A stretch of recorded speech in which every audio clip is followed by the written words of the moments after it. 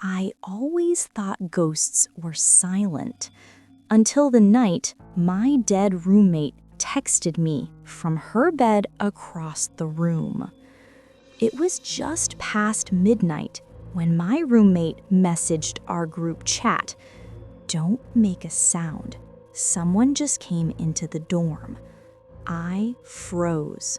Slowly, I lifted my blanket, and standing by my bed was the roommate who had jumped from the 6th floor earlier that day. She didn't speak. She didn't breathe. She just stood there, staring. Then she quietly walked to her own bed and sat down. I ducked back under my blanket and typed with shaking hands, "Didn't Taylor Sina die today? Then who is sitting on her bed?" Everyone panicked, but the room itself was terrifyingly quiet, like all of us were holding our breath at the same time. One roommate whispered in the chat, "Samson, her bed is right across from you. Look, please." I didn't want to, but I forced myself to lift the corner of my blanket. On the opposite bed, she was sitting upright, completely still. Her head drooped unnaturally low, like it might fall off, and something dark was dripping from her body onto the floor. I hid again. My whole body was shaking. Someone asked, "Was it Taylor Sina?" I replied, "It looked like her, but something was wrong." Minutes felt like hours, until finally, footsteps. Then, click, the dorm lights turned on.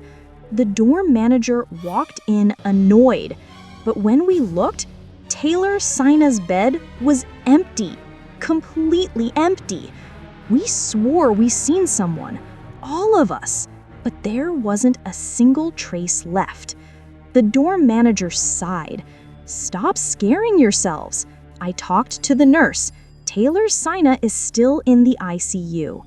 But the next morning, we learned the truth.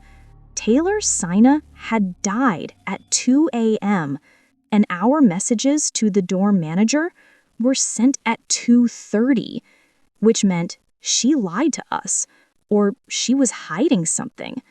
And all of us had wronged Taylor Sina in small ways. Her worn-out shoes, her 2 shirts, borrowed toothpaste, her phone smashed, her water tampered with. Little cruelties, things we never thought mattered. Until that night, the power went out, and in the pitch black, a new message appeared in our group chat. "Is everyone asleep? I can't fall asleep." Sent from Taylor Sina, the girl who was already dead. We hid under our blankets as the dorm manager arrived again. She checked the room, but there was no one. We asked if Taylor Sina really jumped because of a breakup. Her expression changed. "The police already ruled it a suicide," she said. "Don't ask again."